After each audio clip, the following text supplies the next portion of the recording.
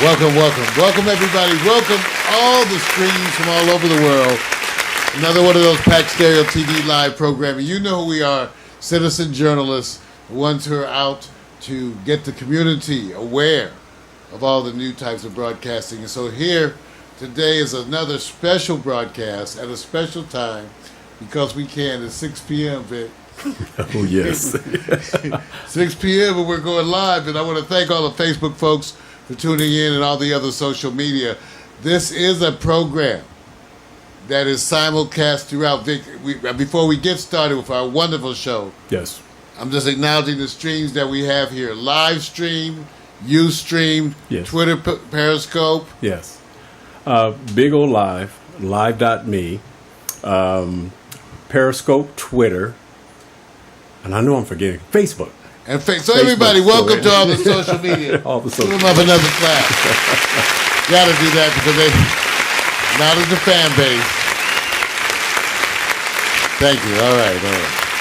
You know, today is a very special day because it's wonderful to be able to get the kind of folks that we're actually attracting. Remember, our goal, movers and shakers, is to inspire you by exposing you to the human stories that are real. Don't have to add a whole lot of fluff to them.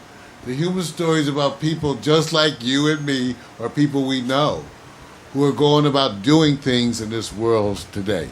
Today we have Alan Santana. Let me tell you about it. First of all, you have to acknowledge his history as a boxer.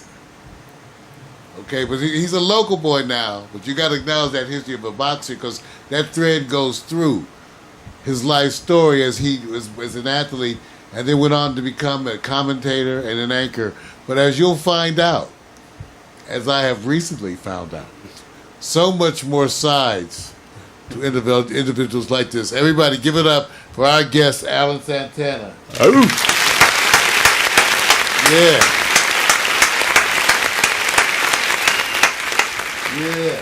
So Alan, tell me a little bit about, well, first of all, was I correct? I started out by saying I had to define you by so much, at least initially that picture that they get, as a boxer. I was, when I came into this world, and I've recently written a book that's going to be coming out in about another month, okay?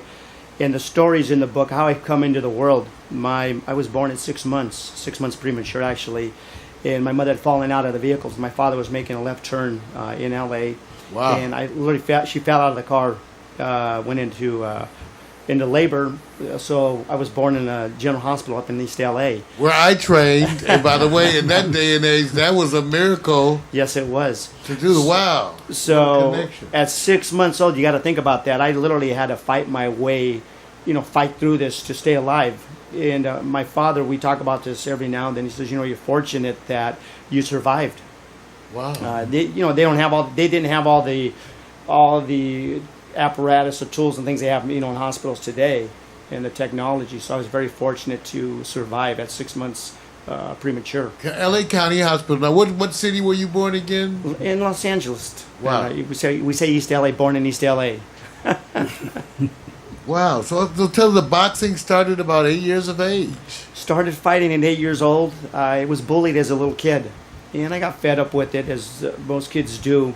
And so I went home, asked my father to teach me how to defend myself, and lo and behold, he was a professional fighter, and I didn't know that because we never talked about it. At 8 years old, you don't think about those things anyways. But I didn't realize that until later on in life. But my father went out, bought me some boxing gloves, and I just took to it, learned how to defend myself, and I was kind of into my problems of being bullied. Well, first of all, let me give you props for the boxing thing, because we tried the boxing gloves when I was a kid, but once I got hit in the nose, it was over. It was over. It was over. It was over. Everybody was getting mad and getting ready to throw things. But then you went on. Now, let me just say, you earned a spot as a member of the California USA boxing team. Yes. So you really boxed. I fought. I had well over 200 amateur fights. I trained in Carson at the old Fabella Chavez Boxing Center. And originally I started out in Long Beach, down in Seaside Gym, which is a great gym back in the day. Jake Shagru owned the gym, and he was a character. You walk in this gym, the guy has a cigar in his mouth, okay, has a wooden leg. He's an old Navy guy, so you kind of get the picture. But it was a great place to go and train. Guys like Mondo Ramos trained there. A lot of great fighters came out of Seaside Gym, and then as I got a little older, I started training in the city of Carson. Was introduced to Fabella Chavez through my father, and again, just took to it. I loved the gym and spent a lot of my days training in Carson out of the Fabella Chavez gym. 20-year boxing career. 20 plus years. Wow. Tell me a little bit about that. You know, like I said, I had an extensive amateur career. I had well over 200 fights. Like I said, I was a member of the USA California boxing team, which was great in itself. A lot of fun. I was on a team when Paul Gonzalez was there. Paul Gonzalez was a 1984 Olympic gold medalist. He's a dear friend of mine. Yes. Henry Tillman was on the team. Hector Lopez was on the team. Paul Benke was on the team. So a lot of top-notch fighters, amateur fighters. Those guys are great guys. I want to give a shout-out to those guys if they're listening. Paul, want to say hello to you. Paul Benke, my buddy, hello out there.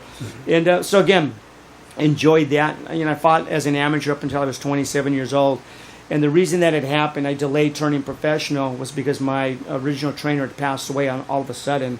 And the fight games, it's a shady business. I didn't trust anybody. And so that's one of the reasons I kind of put turning professional off. My father introduced me to a gentleman by the name of Earl Beebe, who had been in the fight game for over 50 years. And so when I met him, he was 87 years old at the time. I decided to go ahead and sign with him, and he managed my career, and he was a great guy to have as a manager. So you had a successful boxing career. Well, and you don't look physically injured by it.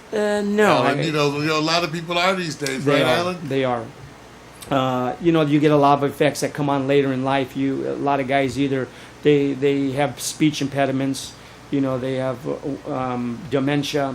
You know, Muhammad Ali's a perfect example of what happens when you fight too long. Right. I was fortunate, and you got to remember, back in the day, fighting, we came up in an era when you didn't have headgears. Okay. That's right. You were supposed, and we didn't think in those days that concussions had any kind of prolonged. No, you didn't think about that. You just kind of got in the ring and you did what you had to do. You never thought about concussions. You didn't think that you were actually putting your life on the line when you stepped into a boxing ring.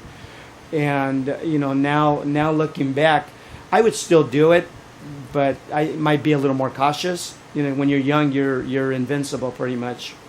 So now, you know, now looking forward, you know, we go, you know, 20, 30 years forward, and you hear about the NFL and concussions and things that are going on there. Right. But the funny thing, and it bothers me a lot, is they never bring up professional fighters. You don't hear about professional fighters and the injuries that You're they exactly suffer. right. Right, because, okay, let's face it, Alan, the goal is to give the other guy a concussion, right? It is. It's to knock him out. It's to knock him out. That's the way we came up. It's like even football. I was taught to put my forehead on those numbers. I want to put it right in their chest. Right? That's the way we were trained. Nowadays, that's considered insanity, right? Right. No, because it is. we've learned so much. I wonder about that because I've had experience like you. I played middle linebacker, and you boxed. You understand it. And then you still have your history, and you loved the sport. Right. Sort of the gladiator aspect of it kind of was part of the whole glorious part of the integrity, kind of, I guess. I think when you fight, you know, when you're a professional fighter, even as an amateur, when you step into a boxing ring, there's no other feeling like it in the world. I mean, it's hard to explain. And then when you have people yelling your name out, which I got to experience a little bit of that, it's a great feeling. And again, if you've never experienced it, I don't even know how to tell people the feeling. I always tell people that was my first love. Boxing was my first love.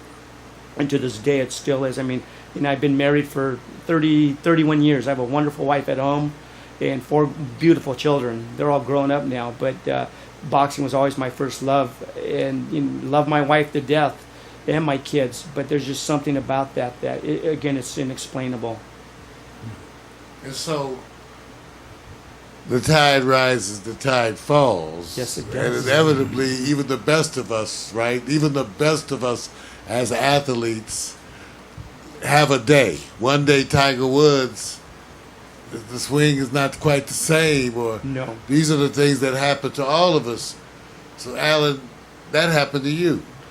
It happens, you know. I was it was unfortunate. I had an accident, and you know when I stepped into the ring originally at 27, I had a lot of naysayers say you're too old. You know, you've been around for a long time, but they didn't realize even at 27, I didn't look 27 years old. I probably looked like 19. I got a picture somewhere. I got a picture somewhere. There you go. Because the first thing I said, I had to say it, not insulting. I said, "Pretty boy." Yes, what I Because said. back in the day, you know, that's pretty boy. You Yes, know, he is. boom, you know, got the hair. And so I said, okay. So, but you know, yeah, you 27. Yeah, I was 27. That picture was probably taken when I was 28, 27 years old right there. And I didn't look my age. I never looked my age at that point. But I just wanted to prove that I could still fight. And I didn't fight because it was never a necessity for money or anything like that. My father was a contractor, and we were well taken care of kids. We grew up in a wonderful environment. I had wonderful parents. You know, my father's still alive today, and I'm fortunate to have him in my life at 80. He'll be 83 years old in September. So There you go. great guy. My mother, you know, unfortunately, she passed away about 20 years ago, but she was a wonderful, wonderful lady. And like I said, having just that environment to grow up in, where you have both of your parents there when you come home from school, and you know they teach you the ins and outs of life, and you know how you need to do things to be able to get through life. It was wonderful. So having that father figure for you helps you have a plan B, because all the time I'm sure that you were pursuing boxing, he had you working on some other. Oh yeah. I just was guessing. I just guessed. You know, Let me guess. I spent many days with shovels in my hand. You know, I went to I was going to college at the time, and I noticed my dad. He was, you know, a hardworking man. He had started his paving company in his 20s, actually, his late 20s. And I saw how hard of a worker he was, you know, and he provided for us very well, like I said. And So and it was his own company. it was his own company. He literally had been in business for 50 years. He just recently closed his company down after 50 years. Wow. And I started my company 28 years ago. Wow. You know, again, I didn't piggyback off of my father. My father's a very stern man. You know, didn't give me anything. What he did is showed me how to do things to be able to get through life, which I appreciate, you know, dearly. And so I went to him one day. I was probably 27. Said, let's jump into business together. And he said, no, start your own company, which was probably the best advice you could give me. So yeah, I've been a successful paving contractor for the past 27 years. There you go. Now look at that. Now I'm not, and yet I guess don't miss the point that he said he loved boxing, never stopped loving boxing, because part of the whole idea of the mover and shaker is to satisfy what you define as success in your life, right, Alan? Because here's your life. We talked a little bit about it, because your boxing career came to an end Abruptly. but you were not at a loss because the dues you had paid, I guess, a lot earlier.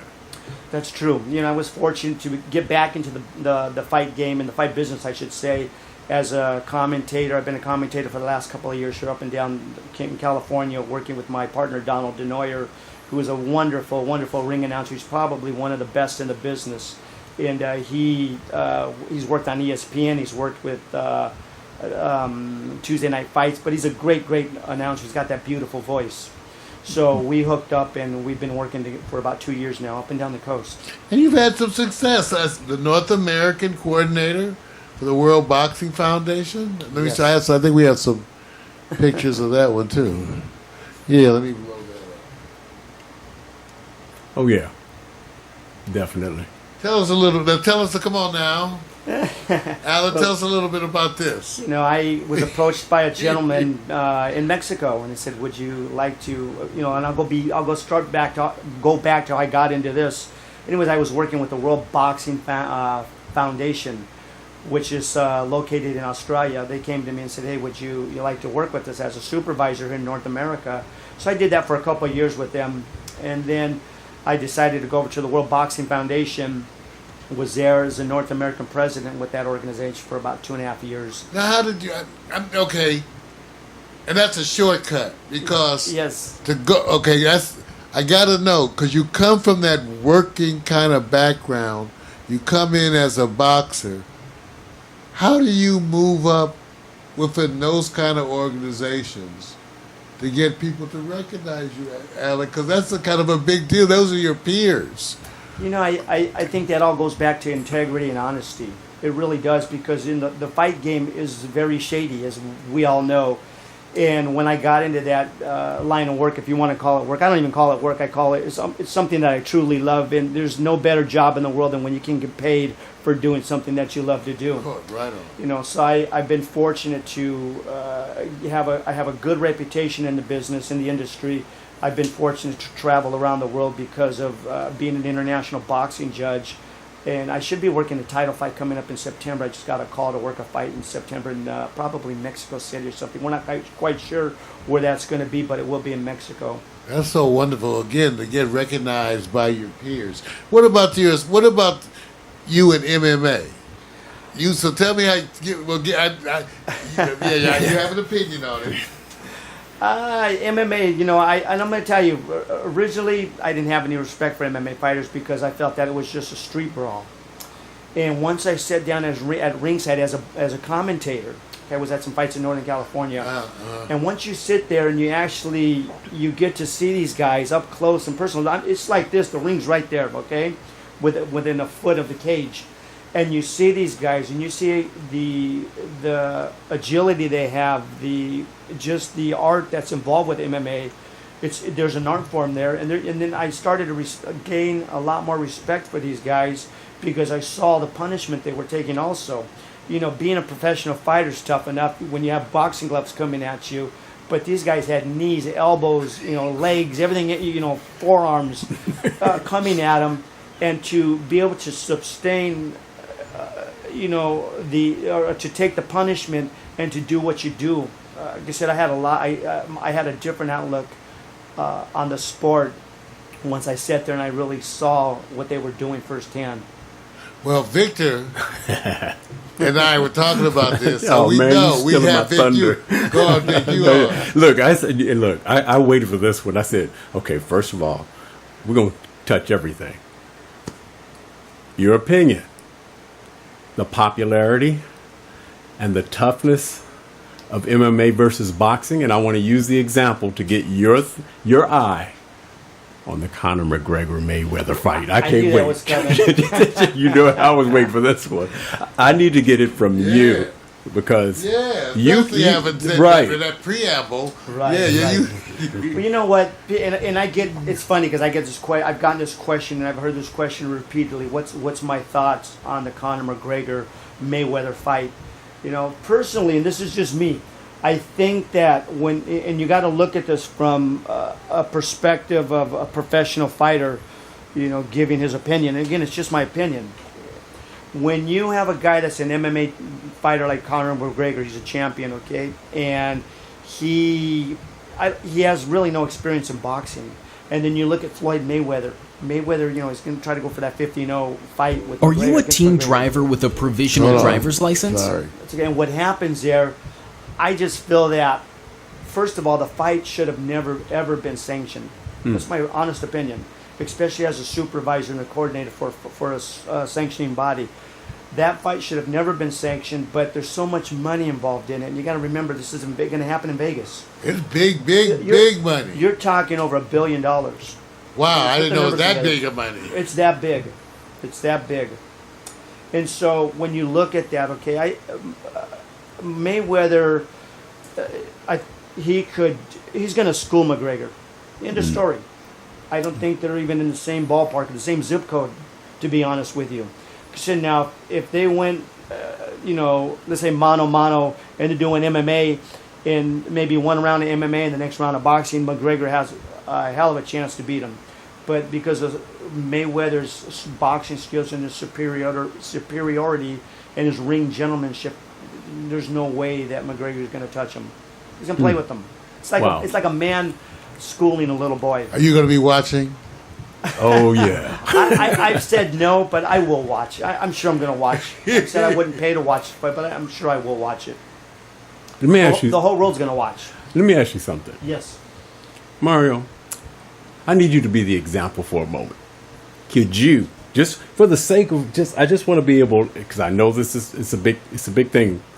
I want Mario to be Conor McGregor and you're Mayweather and you're standing, you say, and say, this is the mistake or the advantage. say from Conor McGregor's position, what will he have to do? And usually it's how you. I don't know if I can do this. Yeah, I just want to be able. I just want to be able to. I wouldn't do that. Yeah, just don't hit it. That's an approach when they line up. You got to remember, okay, when for Mayweather, okay, Right. he's a superior boxer. McGregor's an MMA fighter.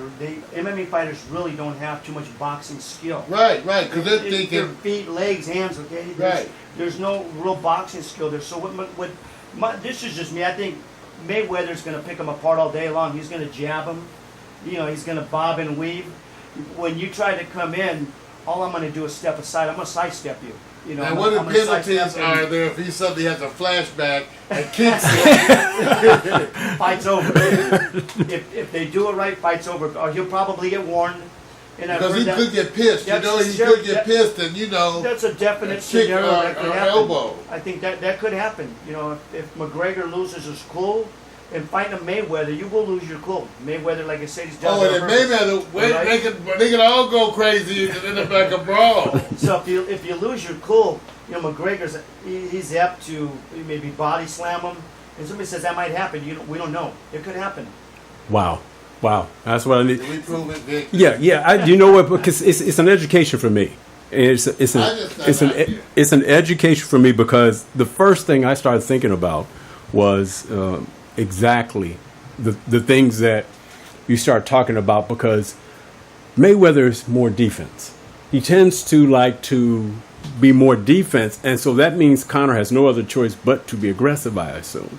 Right. And if you were training him, if you knew that you had to coach him against Mayweather, what would be your first suggestion that, with a little chance, how would you approach telling Conor McGregor to get an advantage, if any? Well, he's not. I don't think he's going to have an advantage. But what I would do is tell him, look, you've got to everything as a fighter comes off of a jab. You work everything off of your jab. So I would tell him, look, feint the jab. You know, feint it. Try to pop a right hand in there.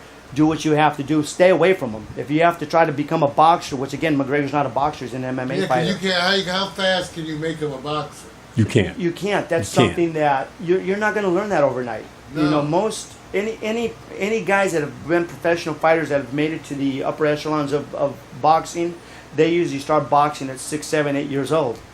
It's just something you do. Wow. You don't pick that up in 3 months. Former boxer, former president of the World Boxing Foundation, sports anchor, commentator. So tell me about the book. Thanks for asking. Being in professional sports and being around sports all my life, you hear of athletes going broke every single day, whether it's boxers, football players, baseball players. And I was at a point where, again, thinking back in the gym when I was training back in, my fight days, I saw many guys, even Michael Dokes. Michael Dokes hung around the gym. He was broke. I saw many guys going broke, and you think, okay, what's going on there? And it was, when you think about fighters, first of all, most fighters, they're not very educated. I'm not putting anybody down. That's just the honest truth. A lot of fighters, when you look at their backgrounds, they're trying to fight their way out of maybe a bad neighborhood, maybe fight their way out of a situation where they don't have any money, and they're hoping that they're going to fight and make Which money. is so different from you. How wonderful, Alan. I guess that's where you could even see that you had that grounded. Yes. You had Yes. that grounded situation that you came from, and most of them are not coming from that. No. So they don't have that. A lot of times you see a lot of fighters, again, one-parent families, maybe it's a mother raising their son, and you're in the inner cities where, a lot of poverty. So these kids literally grab onto boxing, hoping, hey, I'm gonna be able to fight my way out of this situation. So I wrote this book. The title's called Unprotected. Okay, the name of the book's Unprotected: Boxing, Business, and Life. I wrote the book in the hopes of being able to educate young kids, even adults, about the ins and outs of sports in general. I wrote it as a former boxer, but I wrote it so that it could transcend any sport. It doesn't matter if it's boxing or baseball. It doesn't matter if you want to, go into business. I wanted to give somebody, it's like a Bible almost. Here, this is what a contract is. This is what a manager's role is. This is how you dress. This is how you speak. This is how you act. This is how you incorporate yourself. If you want to go into business, this is what you need to do. So that's why I wrote the book. I have to admit, Vic, that sounds like a perfect ongoing internet television. Oh yeah, series. yes, definitely. Which I'm kind of shocked. Have you even Especially entertained for an anchor. doing a show, or have you been approached where he says, "Look, here's the idea. This is what we want to do"? Have that been broached? I have been approached by Fox Sports while I was in Atlanta, and we're actually in talks, or I shouldn't say we're. A gentleman by the name of Eddie Harris, who works for Fox Sports, is actually in talks trying to negotiate a show for me right now. Okay. And so I've had numerous opportunities come my way. We just haven't really taken advantage of anything. And again, there's a lot of possibilities. Speaking to my publicist, Beatrice Davis, who's in Chicago, she has actually said, look, you need to approach one of the local TV stations or the cable stations and try to see if you can have your own show put on the air. Yeah. So there's possibilities there. Yeah. Definitely. And it's the kind of thing too. He's the kind of cat who could dress up, sit at home, Right. and read and try to relate chapter 1, first part of that, Right. to you in a video. And it's the kind of stuff where I kind of started too, delivering your own stuff to a video audience. You kind of have. You kind of have the persona already, so at least you ain't start from zero, brother. Thank you. You're an anchor, so you have that ability. It's just an interesting idea to think about you telling the story of that book, just as that kind of a figure. Yeah, the possibilities are there. I think for me, most important that when the book comes out, I will donate books to schools because I see this going into schools as an educational tool. Mm-hmm. I will. We're talking about traveling, into different schools. I do a lot of stuff with the schools locally in Los Angeles. Again, I think it's just being able to give back. I don't want anything in return for that, but what I want to do is be able to get the book into the hands of kids and parents so that they can educate themselves. I think they're very important tools that I speak about in the book or that I've written about. We said that. You said the 3 most important things in your life were. I'm having a fighter moment right now. The book, I think you said, and the kids. Well, boxing. Kids and boxing. Yes, I think just boxing. Boxing is Yeah. important to me. Kids are important to me. I see, as I've gotten older, I've realized that there's, when you go into the schools in the inner cities, you see there's a lot of need there. Even our own kids growing up, they went to school in Fountain Valley, the Fountain Valley School District. And even there, it's a little more affluent area, and you see where the schools are still reaching out to parents, hey, can you get us paper? Can you get us pencils? Because they're underfunded. One of the problems in California, it's an underfunded. The schools are very underfunded in the state. There's not enough money to go around. Amazing. When you look at a man like yourself, again, so accomplished in so many areas, I have to ask you because you are essentially a role model. And one of the things that even as a successful man is you got to deal with a wife. You have a family. Yes. I don't know if you have kids. 4 kids. 4 kids. So Wow. one of the points I bring up always is that no matter what you do, your lifetime struggle is going to be to merge your personal life with your work. With It's a juggling act. The juggling act. How are you doing it, Alan? Because you seem to be, and I just met you today, you seem to be a person who seems to be balanced and fairly happy about what you're doing. So speak to the folks about that balance and how you manage those priorities. For me, family, again, is very important. I've been married for 31 years. We just had our 31st anniversary in June. And I'm married to a wonderful, wonderful lady, Anna Marie, who I love dearly. We've raised 4 children together. And I always joke and say she raised the 4 children because I was always out traveling. Even back in the day, I was traveling and busy and running a company and being involved in boxing and all the other crazy things that I've done in my life. But I give her, a lot of props. And we joke about that. But, and when you look at kids today, I think they need that structure. They need guidance. And we were able to do that. And, again, it was a balancing act, a juggling act for me. And today it's still a juggling act. Even though my daughter, we have Victoria, who's the oldest. She's 27. Austin and Andrew, who are twins. They're identical twin boys. They're 21. Wow. And our youngest son, Aaron, who just graduated from high school. and is on his way to college. But it's a juggling act. You paid most of your dues. Wonderful.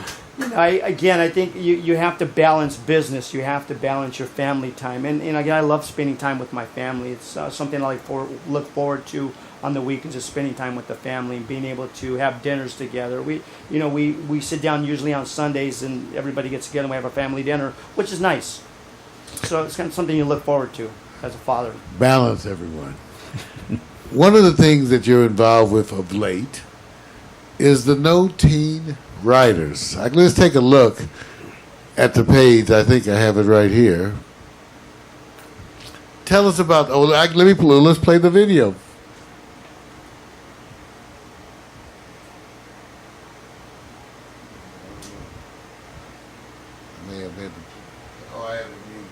Yeah, you can start. But you're actually breaking the law. Are you a teen driver with a provisional driver's license? Do you know and understand the law? You may think you're being nice when you give your friends a ride in your vehicle, but you're actually breaking the law. In many states, the law prohibits you from carrying anyone inside your vehicle unless you've driven for at least 1 year without any infractions, or you've reached the age of 18. That's why, at No Teen Riders, we've created a helpful solution. By installing a bright yellow license plate frame and decals on your car, you'll be able to identify yourself as a teenage driver. This will help you resist the temptation of letting any of your friends ride with you. Best of all, we donate 30% of sales back to high schools. No Teen Riders, saving lives, one teen driver at a time. To learn more, contact us today. Wow, first-rate site. Tell us about this now, Alan. I came up with this idea 8 years ago. My cousin Sean Chapa, who lived in Kentucky, my cousin, his mom, they had moved there to Kentucky, and one Saturday, early Saturday morning, my father calls me, and it's probably about 2:30, 3 o'clock in the morning. He says, your cousin was killed in an automobile accident in Kentucky. And that just, it hit you hard. And so he was 16 years old. It was a Saturday early morning, probably 1 o'clock in the morning, midnight or something like that. He lost control of the car that he was operating. He was driving. He had 2 other of his friends in the car with him. So all 3 of these teenagers died. They were 16 years old. And, you have to stop and think about that and think about the effects of, what it did to the parents. Financially what it did to the parents, mentally what it did to the parents. And then you have to look at these teenagers. They were just barely beginning their lives. 16 years old is way too young to have to perish. And so I decided that I wanted to do something about it. And we were out late one night at dinner with our friends, and they got a phone call. So the police had pulled over the daughter, pulled all the kids out of the car. She had just gotten her license. And that's when I said, we got to do something about this. So I went home that night. The logo that you see, the license plate frame, I literally drew that up overnight. Take a look, everybody. Well, and just to for your own information, in other countries, yes, teenagers don't drive. No. There's a bunch of countries where you're either 18 or even 21 in some instances before you're allowed to drive. It's only in the U.S. It's interesting because some folks can wait to send their kids on errands. and other parents I know are trying to pay off the people so they can fail the test. There's no way I can bribe them into failing my child at the DMV. Part of the thing too, Alan, is that it's another area for me where it represents we no longer invest in society. You and I came up in high school. I went to public schools here in Los Angeles. And I had driver's education and driver's training as part of my curriculum that was offered at the regular public school, which is why we also learned driving etiquette, right? Which seems to be missing. It's another area where I'm so longing for the good old, that's one of the areas, because we at least invested in the concept of training drivers. I think, especially with the amount of accidents, and teens' number one drug is alcohol. That's true. Again, when you look at these teenagers, you're handing the keys to inexperienced drivers, 16 years old. I saw a friend, Pat, put a post up on Facebook many months ago and said, hey, here's your happy birthday, here's the keys to your brand new, it was like a GMC a vehicle, and they said, "Go out and have a good time." I said, "Oh my God, they're sending the wrong message out. You don't want to hand keys to a teenager that has no driving experience and say, 'Go have a good time,' because you're sending the wrong message out." I think that before you do that, you really have to stop and think. This vehicle weighs a ton and a half in most cases. It's a killing machine. Yeah. And if you every single day in this country, 6 to 8 teenagers will lose their lives in automobile accidents because the teenage driver is breaking the law by carrying his friends in the car with him or her. And they don't stop and think. When you're 16, 17, even 18, you're invincible, and you will break the law. That's right. Wow. Take a look at the website, everybody. There's something to think about. It's really something. With the issues that are going on, it's really something to think about, especially when it deals with the maturity of the individuals at the time that they're starting. That's always been my problem. Every 16-year-old, some are 16 going on 30, and some are 16 going on 12. That's true. Okay. Very true. I want to thank our guest, Alan Santana. Alan, you have a bunch of these things, any take-home message, because you have, as I say about talented people, you have multiple projects at various stages of development, and you're doing so much. Yeah, I do have a lot going on. I was fortunate. One thing we didn't touch. I was fortunate to recently be in a movie. I had a role as a there we go. And I want to give out a shout to Vince Romo, who's the lead actor in that movie. The movie's called Mundo, and it's a story about Ramon Mendoza, who was actually in the drug. He was in the drug cartel, the Mexican mafia. It's a very touching story. It talks about how people are resilient, how you can change your life and turn it around. So I was fortunate to have a small part in that role. Had you acted before, though, Alan? Had you acted? Because that's why I love this. Already you see now he's branching out again. Right. Had you acted before? I actually had an agent in Hollywood for 20 plus years. His name was George J. He was my agent for over 20 years. Wow. And I was so busy, again, living life and being a contractor and doing everything else I was doing, that I really didn't have time to step into that arena, and I always wanted to do that. So now I'm getting to fulfill that, let's say, my dream, and one of the things I can check off on my bucket list is actually going in and getting behind the camera, being in front of a camera, I should say, and acting. Well, I think he's a natural. Vic, what do you think? I got to ask him a question, because I always say there's something that's always a second life if you had it and had the option. If you wasn't a boxer, what sport would you be in? That's not a loaded question, right? No, it's not. No, man. Well, growing up, I loved baseball. I played baseball as a kid. I loved playing tennis. I actually loved to bowl. I grew up in a bowling alley. So when I was a kid, I looked at, did I want to continue bowling? And I was a fairly good bowler. Or did I want to go into a bowling career, a boxing career? I chose boxing, and I loved bowling. Look at that. He's considering a professional bowler. He would have been one of those guys on the show, like at Channel 11. I remember professional bowling at night. Yeah, but you looked at the sport. It's a neat sport, and bowling's not for everybody. Right. And I'm left-handed, so I had that big natural left-handed hook. So that came natural throwing a bowling ball. But I love boxing more than I love bowling. And again, if I could choose any sport other than boxing, I would have to say baseball. I love baseball. I'm a big-time Dodger fan. Got you. Are our Dodgers doing great this year? Man, listen, if we had time, we'd go down the list. There you go. Okay. Everybody's got to pick a round. McGregor, Mayweather picked a round. How long does it go? I'd say less than 3 rounds. Less than 3. Less than 3. Mario. I think that he's going to get mad and do some dirty stuff. He's going to kick him? Yeah.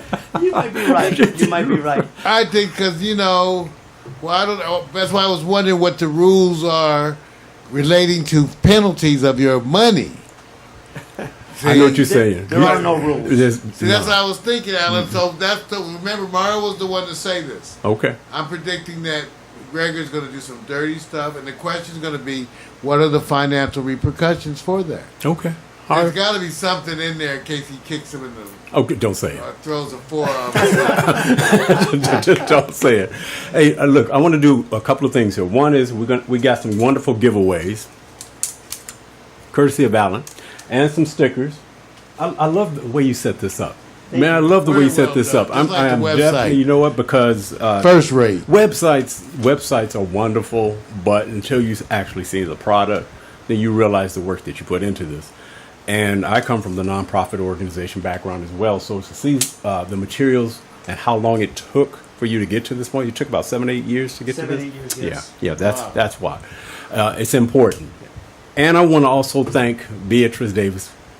Yeah. Always Shout out to Beatrice. shout out. We talk. She's I had the grinding. page open. She is responsible for all this happening. Yes. And she said some wonderful things about you, and just said, "Oh yeah, Sassy B yeah, Sassy B. Worldwide. I love Sassy B. Let me Sassy give B it. Worldwide Productions. No, all day. She's a wonderful woman.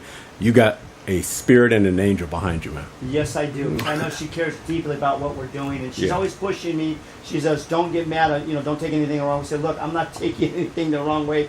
I need your guidance to get me to where I need to be." Yes, absolutely, man. You know what? You're gonna have to come back when you become that movie star. Don't forget us, man. Don't forget us. No, I will never change who I am as a person. I feel you, man. We've Good. got the links up there, and they'll be part of the pages that we produce. You'll be able to get the links to follow up on Mr. Santana. We certainly suggest you do. Ladies and gentlemen, our guest, Alan Santana. Yes, sir. Yeah! Movers and shakers. Local boy. Thank you, guys. I appreciate it. Thank you. You're welcome.